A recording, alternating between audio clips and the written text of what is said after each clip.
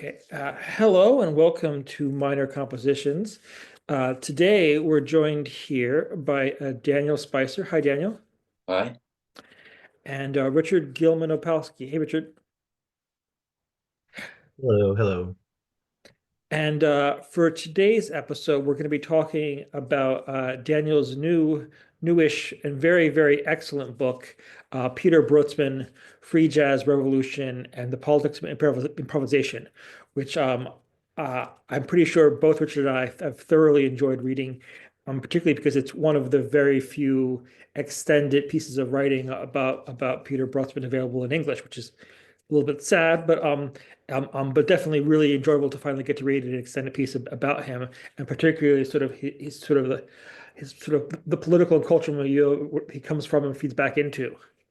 Um, so maybe as a way to sort of like kick off a bit of discussion, um, I have to admit that growing up, I didn't have much of a sort of awareness or a background in listening to more experimental forms of jazz or free jazz. Knew a little bit. I mean, like everyone, I sort of listened to some raw and bit of stuff. Um, I knew some of Richard's old bands, and it wasn't really until I moved to London, to Homerton, and was living a bit near Cafe Oto, where I just started to go to lots of gigs and say, "What's going on here? There's music being played. It's very intense. It's very chaotic. I don't understand it." And my lack of understanding of it was super fascinating because I didn't get how it worked or what was going on, and that's why I got fascinated by it. Um, but to bring in Richard here a bit, I mean, I can't remember all the bands you've been in, Richard, but you've been in sort of, let's say, bands where there's a sort of overlap of sort of improv, experimentation, and radical politics for what, 20, 30 years? Yeah, I think that's about right. I I've been playing drums since I was a little kid, um, and in bands since high school, um, lots of different groups, and I haven't stopped. But when I was growing up, my father he had a pretty small record collection. And it was all jazz, but it wasn't free jazz. It's probably the freest thing that he had was an Errol Garner Concert by the Sea piano um, record. And as a kid, I used to listen to a lot of those, but then I got into, the normal sort of uh, uh, rebellious phase where you couldn't listen to your parents' music. Um, and I was into punk and a lot of the more experimental stuff in punk and hardcore that had improvisation in it. I always heard improvisation in a lot of what Crass was doing, for example. Um, uh, and at a certain point, the punk stuff felt too repetitive, and it felt too predictable. And the idea of it for me being sort of that it was supposed to be challenging and surprising in various ways, but all of that was limited mostly to the content in the lyrics but the music was not adventurous enough. And it was also, it seemed to me, in my growing up, too white. And I wanted to just look at other musics. And, then I went back and discovered that some of the punkest music I could find had come out in the loft era, um, in New York City, Studio Rivby, and that's when I just completely dived all the way in. I was still had a foot in the punk thing, but I was really into I want to all that sort of, and of course Brotzmann hugely connected to a lot of the same principles, self-producing, a lot of work and with a certain ethos that really resonated with me growing up. So improvisation, yeah, free music, free jazz, all that stuff was really, and I still think it is, I mean, punker than punk in that sense. One of the things that comes across really well in your book, Daniel, is this way that I think Peter Brötzmann has has kind of served as like almost like kind of a gateway intro for many people coming out of punk or rock scenes into more experimental music. Perhaps because they sense a kind of commonality in terms of intensity. I mean, the first time I think I saw him play was probably with Paul Nilsson Love, Hmm. who is certainly as a drummer is kind of like a force of nature, right? Sure. Yeah.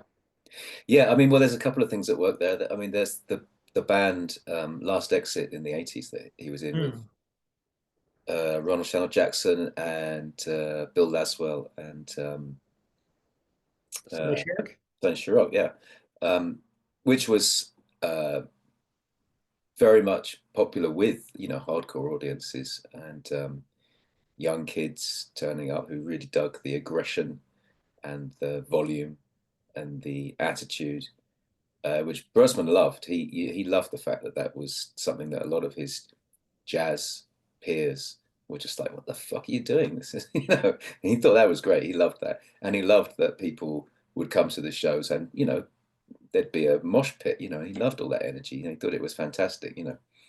Um, but I think after that, more recently, I think also Brötzmann was something that a lot of people who were involved in the noise scene could really get with Brötzmann because of the just intense energies involved. Noise music is about energy.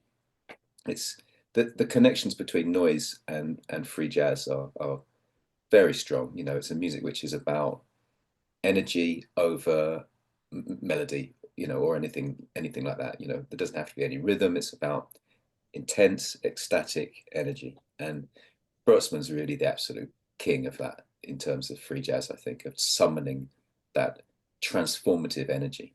Um, and so, yeah, I think he gained a lot of fans from people who were in the noise scene. And around the time when the internet was really opening up, and you had people going on SoulSeek and just downloading everything that they read about willy nilly, just give it all to me. And so it became very easy for young people to just accumulate music very easily. So I think he gained a lot of fans in the last 20 years who came from uh, areas that weren't necessarily jazz. Yeah. Mm. One of the things I find really interesting about your book, Daniel, and I hate to bring in like fascism immediately, but I'm going to do Hmm. it, is the idea that a lot of Peter's approach to music isn't just intensity for intensity's sake. It's not just like I'm going to hit you, be angry because I'm, for no reason. It comes out of at least it begins with a kind of response to the complicity or sort of like the lingering elements of fascism in post-war Germany, where he's like, "Fuck all this." Hmm. Maybe it's a bit like Adorno says that like that you can't write poetry after Auschwitz, right? Like you can't just sort of like make sort of nice, like melodious jazz anymore because when you look at sort of who is still, in the German government still running things or partially running things, Right. how can your response be anything other than like a bit of like, being kind of angry? Yeah. Well, it's interesting, isn't it? If you recall, John Coltrane was, when he moved into his final phase, he was accused of making angry sounding music. And his response would be, it's not at all angry. It's a sense of intensity, which comes from my spiritual yearning. So Hmm. people mistook intensity for anger. You whereas in Brosman's case, I think he kind of was angry. He was he was determined, as most of his generation were, whether on the jazz scene or in the rock scene, or let's not even begin to talk about the political factions, but they were absolutely completely committed to the idea of starting all over. It's a very punk, the whole idea of year zero, is punk before punk. It really is, because they were like, just forget everything that came before, forget everything our parents did, forget all that stuff, and let's just start afresh. So it's a cry of anger, yes, but also of self-determination, of identity, um, of determination to make something new. It's simultaneously kind of tearing down the past, but also proposing something brand new. Hmm. One of the things you point out, and I did not realize this at all, but the ways that in like 1960s Germany, a lot of like more traditional jazz was kind of like left coded. Well, this not just in Germany actually, but that there was that whole scene in the UK very strongly actually. I think it was more prevalent than the UK with the whole trad jazz thing, which was, you know, people making music that sounded like old New Orleans jazz, you know, which is group improvisation, you know, old timey stuff really, but which for some strange reason was the soundtrack to things like CND, you know, the Campaign for Nuclear Disarmament, and all of these very explicitly left-wing youth movements. You know, we're all really into trad jazz with the duffel coats with the little wooden buttons and cloudy ale that we have in England, which is you know, always warm, and you know, that was the cool scene, you know. Whereas the very much more musically advanced and radical bebop scene was kind of apolitical. It wasn't allied with the left at all. A very strange thing going on there, you know. But I think the bebop scene came out of more of a kind of existentialist kind of beat thing, you know, which is probably more hung up on heroin than peace marches. You know, you know what I mean? Mm. No, it's interesting because I mean, obviously, going a bit back to what Richard was saying a second ago, the way that he sort of, with certain forms of punk, was, let's say, aligned with the politics of it, but then we felt the aesthetic experimentation was kind of stuck in a rut, right? Or could be stuck in a rut. And the way you're talking about here, that certain forms of aesthetics were actually, yeah, this sort of mismatch of sort of aesthetics and politics is kind of interesting. But even I mean, listen to like, let's say, is it I think it's the first track on Machine Gun, about like 11 or 12 minutes in. It breaks into this like Dixieland vamp that's like really, really cool, really, really aggressive. But Mm-hmm. it's just like, what it, yeah. Yeah, well, so you know, Brötzmann and Peter Kowold both came up on the Dixieland scene, you know, the trad jazz thing, and I think for them, uh, they when free jazz came along, they understood what was happening because of their background in Dixieland, which is all about group improvisation, you know, about everyone playing together at the same time. So it wasn't that tough for them, I think, to take what they'd come up playing, which was everyone plays together, and just slightly warp that into the free jazz thing of everyone playing together, you know. So and also bringing across the political side of it as well, because the, you know, free jazz was always a political music, and I think that appealed to them greatly as well. Mm. You have this nice comparison. I think it's maybe in the later part of the book, which is something like the Dutch free jazz scene was filled with sort of like anarchic tricksters.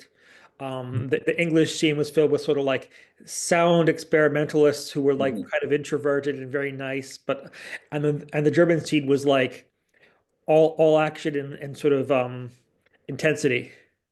Yeah, I think that that Brosman kind of resisted the temptation to make these kind of easy categorizations, but I think Mm. they do hold up. And he certainly acknowledged the fact that the German sound was more aggressive because the Germans felt that they had more to be angry about. You know, they had so much to fight against. You know, and it really came through in the music. This intense desire to make things new and to protest as well. It was protest music, much more for the Germans than it was for the others. I mean, certainly across the board, it was a left-wing activity.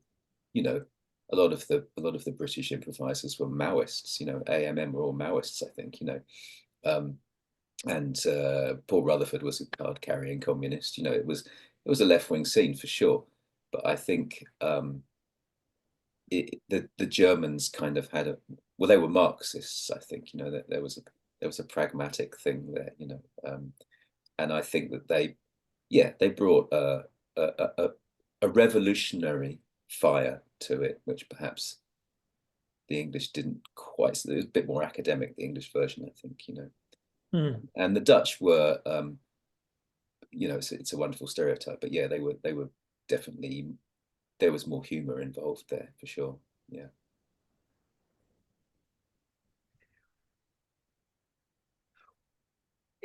In that sense, thinking about the sort of politics and sort of counterculture at the time, would you say that more the sort of the scene that Brötzmann is emerging from is, I don't want to say similar to, because the US scene is a lot different because of the context of civil rights and Black national struggles. But to me, sort of free jazz in the US seems much more explicitly politicized than, for instance, in other places. I'm just trying to think about sort of how the sort of milieu that Brötzmann comes out of starting in the 60s relates to the politics of that coming from the US, which are not the same, but maybe share something. It's interesting, isn't it? Because we talk about the political side of US free jazz, and it was very much tied up with civil rights and Black Power, I guess, a little bit later, you know. But Archie Shepp was very explicit in saying that he was an anti-capitalist, and that this was, you know, this was communist music, you know. When he and Bill Dixon traveled to that massive convention in Finland, I believe, in like 65, something like that, where they played, basically it was a communist organized youth festival, you know, and they went and played that, and I'm very happy to do so. Risky thing to do, to be an American and to travel to an event like that, you know, but they were anti-capitalist. They were you know, communists, and proud. And Shepp was very outspoken in that respect, much more than a lot of other musicians, you know, who were less articulate in joining the dots and suggesting that to achieve self-determination as a person of color in the mid-60s in the US, you needed to downthrow capitalism. People downplay the extent to which the Black Panthers were a communist organization these days, don't they? No one really ever talks about that. They're discussed as being, you know, interested in civil rights or Black Power and having these interesting programs. They were communists. No one ever talks about that, you know. And it's interesting that kind of gets left out of the history of free jazz a little bit as well, you know. When Bill Dixon organized the event that changed everything, the October Revolution in New York in Right. October 1964. I mean, come on, it's in the name. The clue's in the name. It's the October Revolution. It's named after the Russian Revolution, you know. You know what I mean? So it's like, how much more explicit do they need to be? So it was always there, you know, this idea of it being revolutionary music, politically revolutionary music, you know, which I think was obviously not lost on Brötzmann and his compatriots who, like I say, they were Marxists, and they were trying to instigate a cultural revolution of their own in Germany. It all ties in together, you know, and they felt very strongly that they identified very much with their African American contemporaries, in as much as they didn't dig society at all, you know, and they didn't feel that they wanted to be a part of it. They wanted something completely new, you know. I'm kind of surprised to hear that kind of editing out of the politics, because if you listen to, like, I don't know, like Attica Blues by Archie Shepp, if you listen to like Nation Time by Joe McPhee, Right on, yeah. it's not very subtle, right? Yeah, right. Yeah. I mean, I don't know why it doesn't get talked about. I mean, but then I suppose that if you go back to the mid to late 60s, I think that the revolutionary leftist politics was much closer to the surface than it is now. It was just assumed that all young people were communists. You know, it was part of the 60s counterculture. It was a very powerful part of the 60s counterculture, you know, people discussing revolution all the time, and, you know, and over the years, for whatever reasons, we could talk at length about that if we wanted to. I think it's fizzled out of youth culture, hasn't it? You know, people aren't so explicitly into revolutionary politics anymore, you know. So perhaps it becomes less relevant to people, and people don't talk about it so much. I don't know. It's disappointing. I mean, you know, when I was a kid, you had you had anarchists throwing bombs around in London. It's amazing to think. You had the Angry Brigade when during my lifetime, people blowing up banks and kidnapping generals and shit. It's outrageous. Can't believe that stuff. And the weathermen in the States, and that kind of thing. It's like, what the hell? It's hard to believe that even happened in a way. Because a certain apathy has crept into things, I think, hasn't it? Or perhaps a disillusionment with things not really achieving very much. Can I ask a question about something relating back to Brötzmann and these different sort of camps within the music and orientations, political and spiritual? I mean, um, so first, I mean, I really appreciate this. This is one of the things that I loved about your book, Daniel, is your appreciation of these elements. It's right in the subtitle of the book. And I was actually quite anxious before I saw your book that maybe the first major book on Brötzmann in English would not emphasize or centralize this other content about politics and life and society. So I think I mean, that's one of the things I appreciate most about your book is how it appreciates those elements.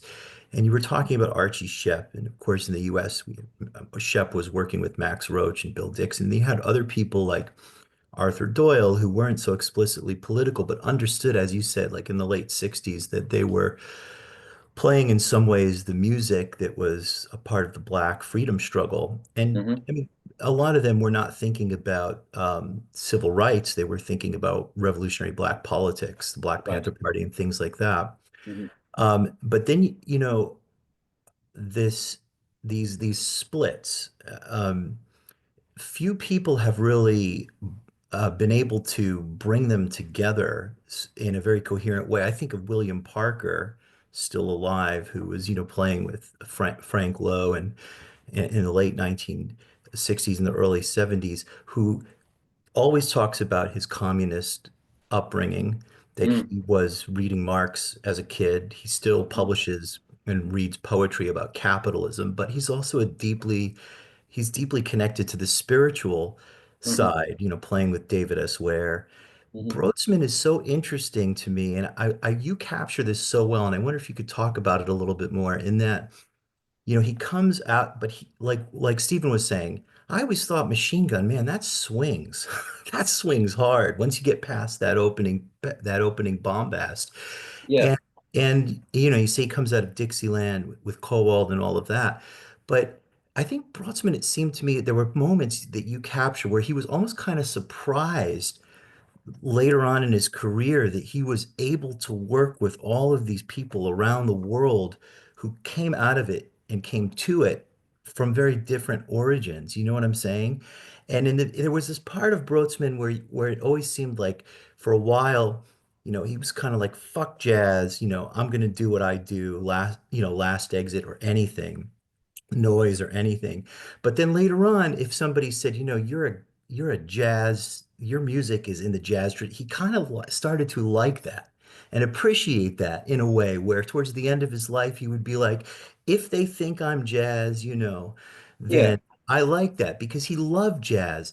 And the thing I loved about Brötzmann, I think surprised Brötzmann himself that I'd love to hear you talk more about is this whole working with the super political, revolutionary cats, and then also being really sought after by some of the great Black spiritual jazzmen and others around the world.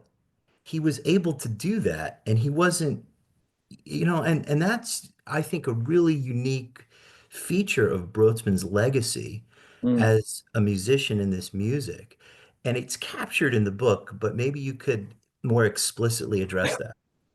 I think it's interesting with Brötzmann. I think there's something about his sincerity and his total commitment to what he was doing that just really spoke to people and really made people want to work with him. Um, in the book, there's a conversation I have with him where I suggest to him, are you even playing jazz? And he laughs and says, like, if you mean, can I play bebop? Then the answer is no. He was aware of his instrumental limitations. He wasn't under any illusion that he was a great jazz improviser, and never intended to be either.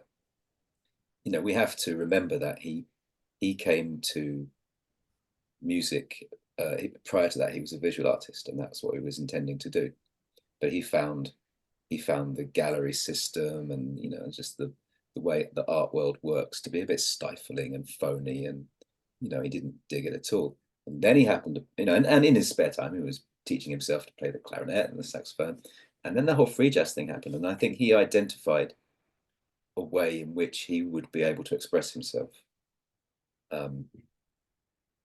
which I think really he was just making art, and it just happened to be a sonic art that he was making, but it was about expressing what he wanted to say about the world, which began with this political impetus, but I think did kind of gain a certain spiritual dimension as it went on. Obviously it's him bearing his soul through his horn, and it's quite a vulnerable sound quite often when he's playing, and when he lets loose those long cries, real cry, so there is a spiritual thing there, and I think a lot of the heavy jazz guys really recognized that, and could dig it and could feel that he actually had something to say. It's this a certain sincerity he has. He talks himself about how these days you have all these young guys who go to school and learn how to be jazz musicians, and he says they can play everything all up and down, but they have nothing to say. And Brötzmann's the complete opposite. 100% self-taught, no great technique when it comes to actually playing, holding a tune, but boy, has he got a lot to say for himself, and I think that's the thing that the jazz musicians just totally understood. Here's the guy that's the real deal. And of course for Brötzmann, it was an absolute groove to play with people like Rashid Ali. You know what I mean? To be plugging that deep into the source of the music. You know what I mean? Why the hell not? Of course he got a kick out of that. And it elicited some very interesting playing from him as well. There's that, what's it called, Songlines, where he's playing with Rashid Ali and Fred Hopkins, and you can hear the blues so strongly in his music on that album. It's always there, but it really comes out. They draw it out of him. It's wonderful, and I think he's playing with William Parker and Hamid Drake also is phenomenal. That beautiful. The stuff that they made is just so powerful. They're an incredible rhythm section anyway, and they lift any date. Anyone they're playing with is always amazing. With Brötzmann, it just takes off. It's just stratospheric. It's just this whole human sound. It's really, really amazing. This is something astonishing about Brötzmann is, by and large, he kind of did the same thing all the time. If you've seen him play a bunch of times, I'm assuming you've seen him play. You know how the gig's going to start. It's going to be that big introductory fanfare.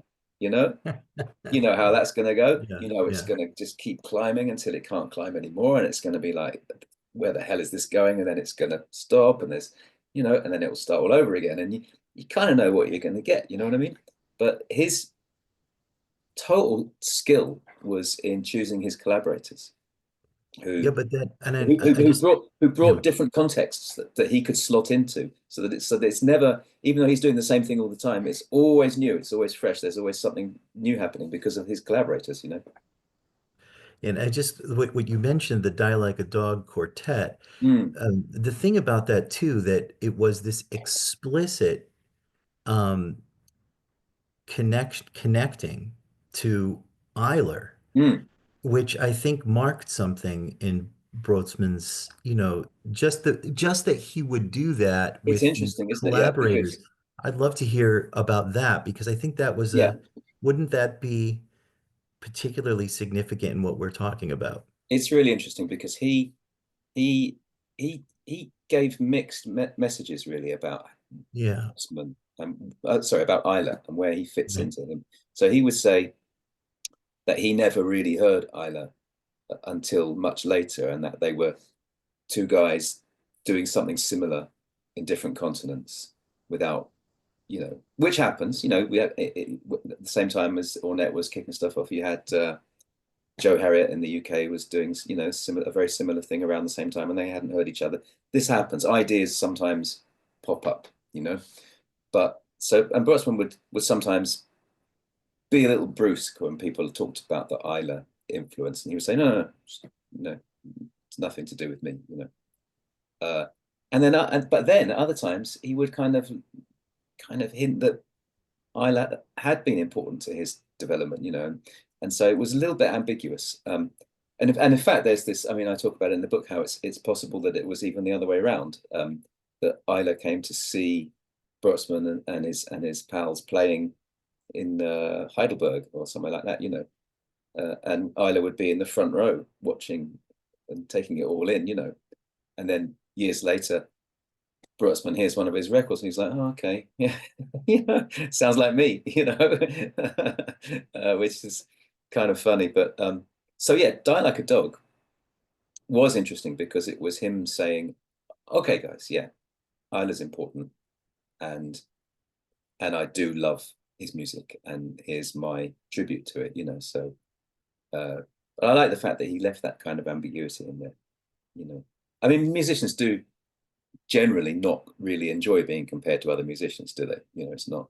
That's not what an artist wants to hear, is it? Oh, you remind me of someone else, So maybe it was just a question of that. Maybe he just wanted to distance himself from comparisons, But, certainly, Die Like a Dog started off as this very explicit tribute to Ayla, and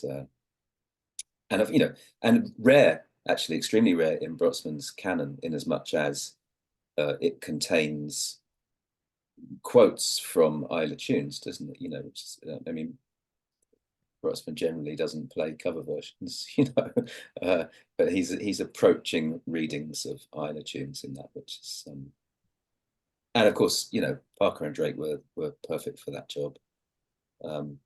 But then, of course, he throws in a total curveball by getting Toshinori Kondo in to play puking electrically modified trumpet over the top. So, right. He's still making it fresh. You know what I mean? It's not like Donald Ayla trumpet. It's just, so yeah, it's fantastic. Yeah, a great concept, a great all-round concept. That whole project, I think, was really, really, really cool. Yeah. There's something really interesting about, I guess, say how he organizes collaborations and projects, because you might say that his early work is explicitly framed in terms of radical politics and counterculture, but as you know in the book, he kind of moves away from that.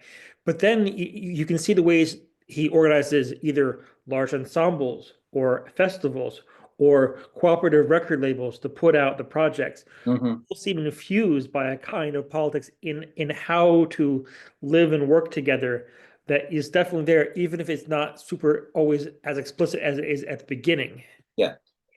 Well, this is absolutely crucial, I think, to what he was about, and is certainly one of the main themes in my book, which is that yes, he started off as a Marxist, but as time went on, and this actually kicked in quite early, I think, he became very disenchanted with organized leftist politics, partly because he didn't like the music they listened to. He talks about them, the socialists listening to namby pamby John Baez bullshit, which is fantastic, and the socialists thought that his music was elitist because it was not very easy to understand, So there was a fundamental conflict of the idea of how art works, and he thought that they were being so stupid in not understanding how art works that how could their politics be any good, which is, it's really cool, like he's that uncompromising nature he has, so yeah, so he lost his enthusiasm for organized leftist politics, but he never lost his absolute insistence on the power of music and collaborative music making to suggest alternate ways that society could work. The fact that people get together and making free jazz live in the moment is a leaderless, collaborative endeavor where people work together to create something that didn't exist before. And yes, it's this idea that that is a blueprint, a possible blueprint for how society could work, so that we could work in ways that are non-hierarchical, that are spontaneous, that are, you know, just different ways of getting along and collaborating and cooperating.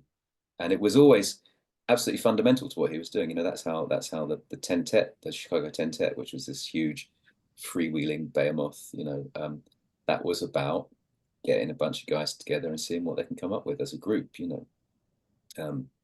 And, you know, he was actually quite forthcoming about this, you know, this idea of let's see what we can do together. Together is the important thing, you know. So it was always really key to what he was doing, I think.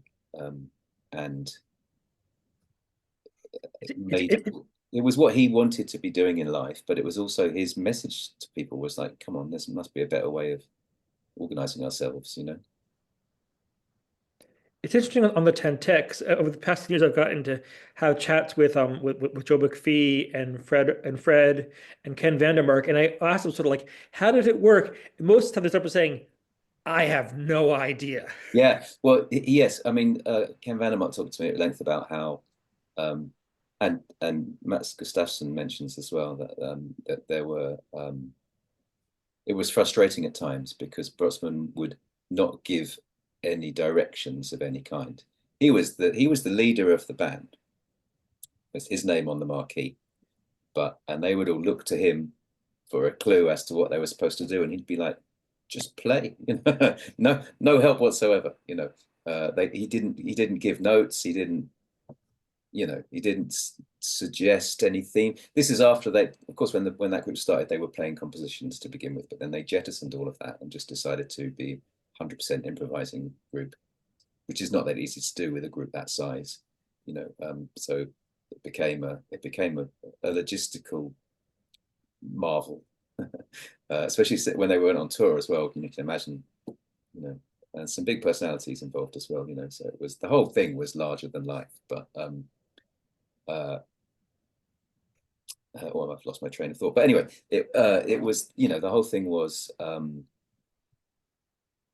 yeah, Brötzmann didn't really lead as some of them hoped he might. So they had to try and sort of just kind of intuit what it was he was after, and he would never really say whether or not they were right either way, you know. So, but this is part of his whole mission, which was to completely sidestep the issue of leadership, and why would he be imposing his expectations upon other artists when their job as a collective is to create something and to discover what it is that they as a group want to do, you know, which I think some of the musicians probably grasp more instinctively than others, you know.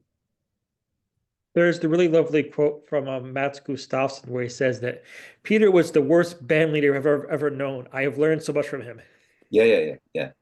I mean, if your definition of a band leader is someone who has ideas that they wish to impart to the other members of the band that they can all work to bring to life, but that wasn't what he was interested in doing. He wanted to see what they could do as a collective. Yeah, which is, you know, it's pretty it's quite radical stuff, you know. It really is. It's daring, you know. But it's interesting, even just in the logistics of trying to, okay, so you have 10 people on stage. You've got like Fred over here with his cello. You've got like Joe over here with his pocket trumpet. And how they could even necessarily hear each other at times is probably quite difficult. Yeah, there's also the issue that he would, Brötzmann was keenly aware of the fact that it sounded sometimes as if the tentet was starting to sort of repeat themselves a bit, because there's only, you know, if a group plays together so many times, they're going to remember the last time they did something that worked, and maybe they'll be tempted to try it again. And so he was always really keen to avoid the trap of falling into sounding like themselves. And he was always, I mean, that's eventually why he dissolved. One of the reasons he dissolved the band was it was too expensive to take on the road anymore, but also he felt like they were just starting to repeat themselves a bit. But one of the ways that he would try and avoid that would be by introducing guests, to come and sit. So it would often be the Chicago Tentet +1 or +2 or whatever. Then he would invite people to sit in with them. And there's two really great examples of how he would use that as a disrupting force to change the dynamics in the group. There's one where one of his favorite guests to invite to play with the Tentet was Keiji Haino, the Japanese guitarist and kind of performance art, noise musicians. It's hard to categorize what Keiji Haino does, but basically he would plug in an electric guitar and just go crazy, super loud, screaming, and and a lot of the jazz guys in the Tentet would just be like, whoa, what the fuck is that? And wouldn't really know how to deal with it, And Brötzmann loved that. He would look over and see some of them like looking really uncomfortable, and it would just make him laugh. And he just thought, this is perfect. I love this. But then the other scale is, I think on the same festival this happened, he also invited John Chikai to play with the Tentet one time. And Chikai turns up with a flute. Now, you think how loud the Tentet is, all these guys really blowing as hard as they can. And they're like, how the hell do we incorporate a flute into this group? So it's a completely opposite dynamic, but they're like, okay, so that completely changes everything. And it's really emblematic of Brötzmann's desire to just mix shit up and make people, take people outside of their comfort zones and make them just really think about, well, what are we actually doing here? It's great, absolutely great, really disruptive and cool. Unless you're in the band, in which case it's probably a total nightmare. No, it's interesting because like that sort of process of trying to change up the format of the encounter in an interesting way. I mean, you can trace that back to like Fluxus, right? Of trying to sort of like mix what you're doing in order so you don't fall back into the same pattern. Yeah, I mean, of course, Fluxus was a huge inspiration to Brötzmann and to Han Benink as well, who was obviously one of his most important collaborators in his career. And you can hear that if you listen to something like that album that they released, that they recorded in the Black Forest, was it Schwarzwald or whatever it's called, which is not even really music. It's a site-specific art installation, isn't it, with them running around hitting logs and blowing through grass and stuff. It's an amazing piece of work. It's totally uncategorizable. It's not really music. It's amazing, and it's very Fluxus. It could almost exist as a series of instructions, couldn't it? Drive to the Black Forest, spend 3 days fucking around in nature. There you go. That's the project. You know what I mean? I think that it's really interesting how that almost draws attention to the fact that it's of what it isn't it? It's not a jazz record. And the same goes with the trio. With Benink and Van Hove. They were. That's a very artistically revolutionary trio. That I think is one of the most exciting and important things he did, because it's probably the furthest away, apart from that Benink duo thing, but that trio was the furthest away from jazz he ever got, when they were basically inventing free improvisation. There's something interesting, particularly with the stuff with Benink, where I think there's different modalities of collective improvisation, and there's times when he plays with Benink where it almost feels like they're not cooperating. They're actually, I'll call it like antagonistic cooperation. Yeah, there's a pugilistic element to the work with Benink, and Brötzmann even talks about it being a fight, and that Benink would be deliberately trying to piss him off. Right. And I think he loved it. He obviously found it incredibly irritating, but he instinctively understood that what Benink was doing was making him react. It was it's genius, really. Benink is kind of a genius in that respect, that he basically found a way of poking this guy in the ribs to see what he would do. It's really, which Evan Parker refers to as the Laurel and Hardy routine. That they were and there's a lot of humor in it as well. But Brötzmann is the straight guy, obviously, with a straight face, and he's serious, and he's concentrating. And Bennick is like, a guy that's like doing unexpected things and getting up and mucking around. But Brötzmann knew what was going on. He knew it was funny. He's just playing the straight guy. It's an act. And it's wonderful stuff. Really, really. And they kept this relationship going for decades. That even not long before Brötzmann died, they would still play together, and it would still be like Bennick trying to ruin everything, and Brötzmann kind of soldiering through.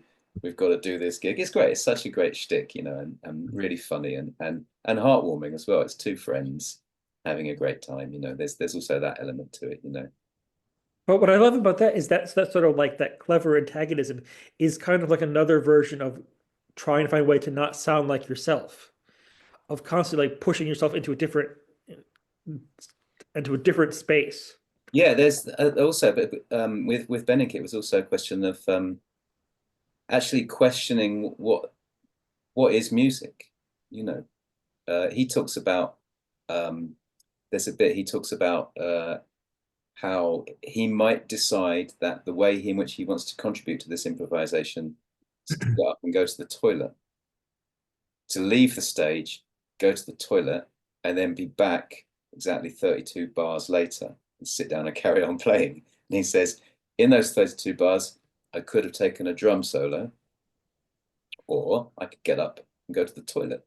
And they're equally valid, because by leaving the room, I'm changing the musical makeup of what's happening on stage. Brötzmann's now on his own, so what's he going to do, And so, and with this is all, straight out of the Fluxus playbook, isn't it? Let's totally disrupt this and even make us think about what is art? What, how am I contributing to this?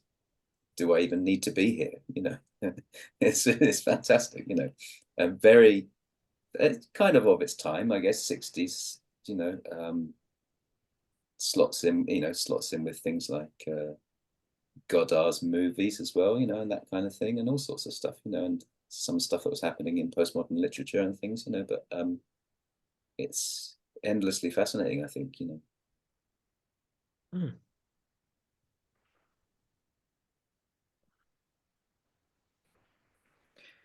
Yeah, but isn't that interesting? Then, if you listen to some of like the later recordings with Heather Lee, they go in a complete other direction.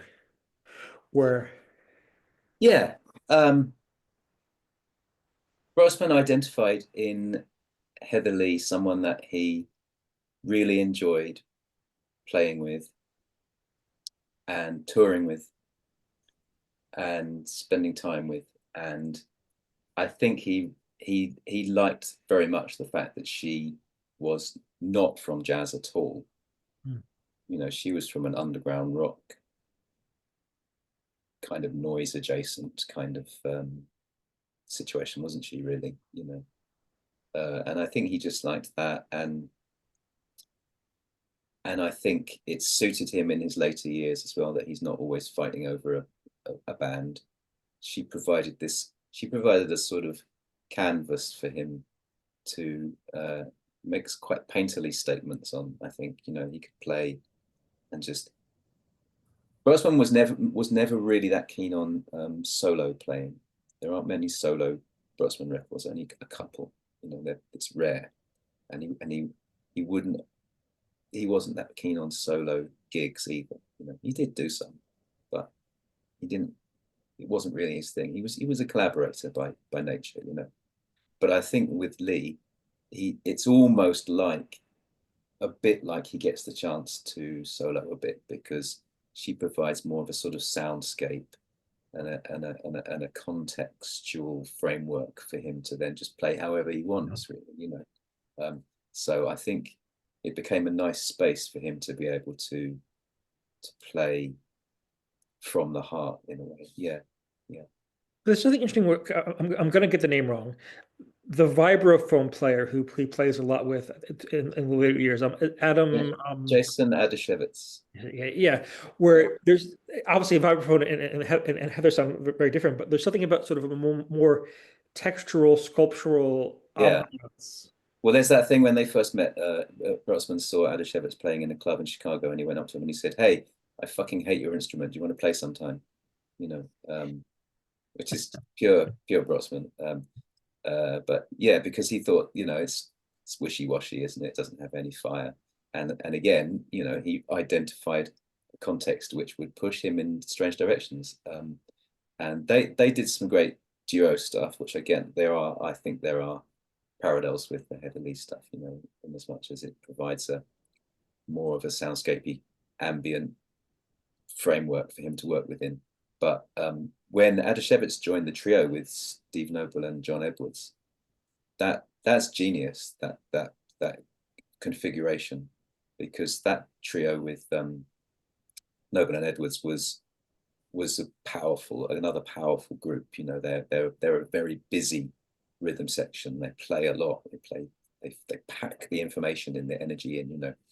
And so Adashevitz has to find a way of slotting into this very dense and intense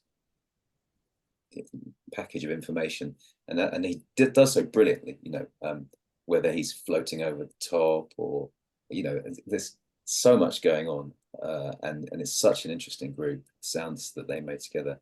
Now, so that the record that's just come out is the record of Brötzmann's last ever gigs that he played at Cafe Oto in 2023, just a few months before he died, and where he literally gave his all, you know. And it's with that quartet, with Adashevitz, Steve Noble, and John Edwards, and those records are absolutely astonishing in so many ways. That, I mean, the music is incredible. The level of intensity and sustained invention in them is just unbelievably good. I mean, they are really, it's, you know, it's 4 half-hour sets all over 2 nights, you know, 2 sets per night, and they're just monumental, huge pieces of music, so great, you know.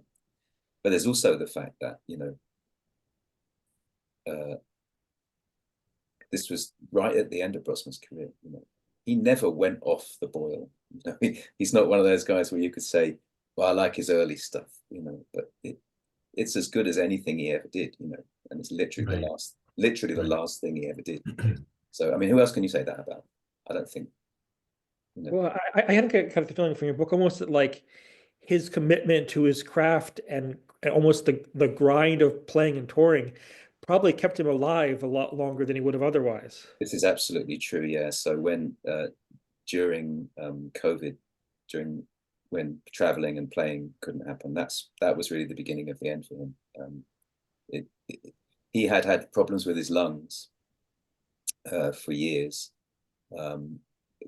partly through smoking for many years, and I think it's also suggested, Steve Noble talks about the fact that he might have had sort of damaged lungs from the blowing as well, people call glass blower's lung or something like that, you know. Although I'm not sure if that's entirely true, but he certainly had COPD, chronic obstructive pulmonary disease, which is where the aureoles in the lungs become less functional, you know. So he had breathing difficulties, but there's something about playing kind of kept them working, you know. It was using them kept them working. And when he had to take a break from touring and performing during COVID, which had been, you know, his longest ever period away from the stage in like 60 years, you know, he basically, his lungs kind of never really recovered from that extended break, you know. He had a case of pneumonia during that period, and his lungs never really recovered. And it was, you know, it's strange that a lot of the problem was that he couldn't play, you know, and that was the beginning of the end for him. Yeah. Oh, I mean, I have several thoughts about like the craft keeping you alive when I see, you know, like the guys from like the Sun Ra Orchestra who've been playing together for 30, 40 years. Sure. And you see like Marshall Allen, he's like 305 at this point. He's still Yeah, right. Yeah. Well, he's now been told that he can't fly anymore. So that's I guess the orchestra is now earthbound, certainly east coast of the States bound anyway, for that matter. Marshall Allen's not really allowed to tour the world anymore, which has been, one thing he's been really successful at is making the orchestra into a global phenomenon, isn't it? And leading them all over the place. So that's not going to happen anymore. It will be interesting to see what happens to the orchestra if Marshall decides to leave the planet. There's no guarantee that he will. It's a bit of feel from Brötzmann, but one of my favorite performances I ever saw was it was the year that the Icelandic volcano went off, which is 2011. Right. And the orchestra was stuck in London. So they played Cafe Oto like every night for like a week, right? And the one night they just randomly acquired a steel drum player. Right. Okay. Yeah. I've had some fun experiences with the orchestra. Myself and a friend, we put them on.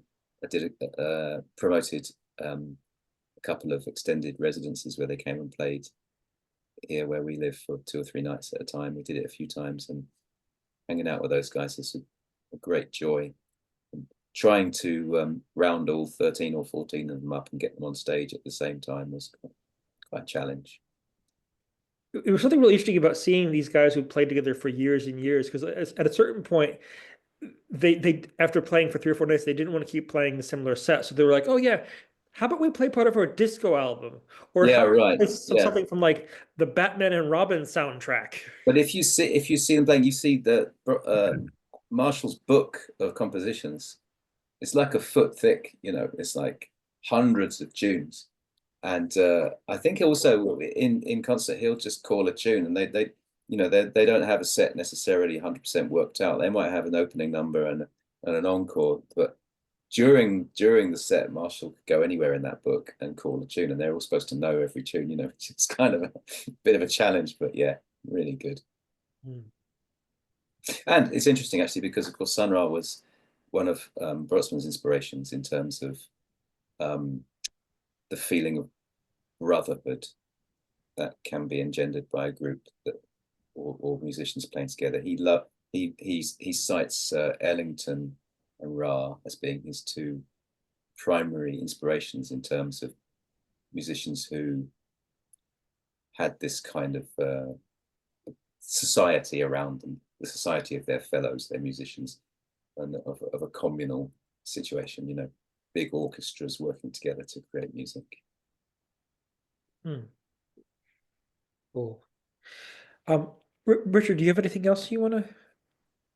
But I've just been enjoying the discussion, so I really have just been really enjoying just the whole sort of touching upon all these different moments in Brötzmann's trajectory.